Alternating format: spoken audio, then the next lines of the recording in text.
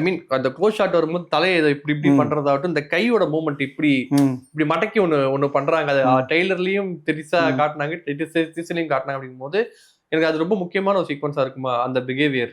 ஆமா, அந்த பிஹேவியர் படம் ஃபுல்லா இருக்கும், நிறைய இடத்துல இருக்கும். நிறைய இடத்துல இருக்கும். கை பண்றதுலாம் ஃபைட்ல இருக்கு. கை பண்ணி ஃபைட்ல அது ஃபைட், அதுக்கு நமக்கு சம்மந்தம் இல்லை. ஓகே, அது வந்து ஃபைட்ல இருக்கும். ஸோ ஃபைட்ல ஓவரால் இன்டென்சிட்டி எப்படி மெயின்டைன் பண்ணணும்.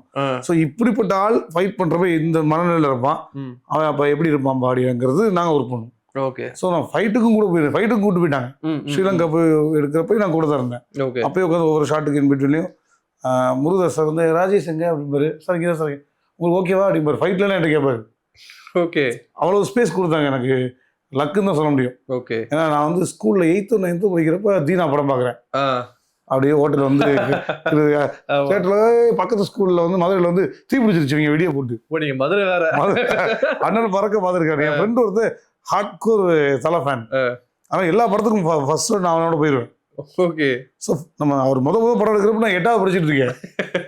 இப்போ வந்து அவர் படத்துல வேலை பார்க்குறோம். ஓகே, அவர் வந்து நம்மகிட்ட உங்களுக்கு ஓகேவான்னு கேட்குறாரு. எனக்கு இதெல்லாம் சர்வீராக தான் இருந்துச்சு. Okay okay okay.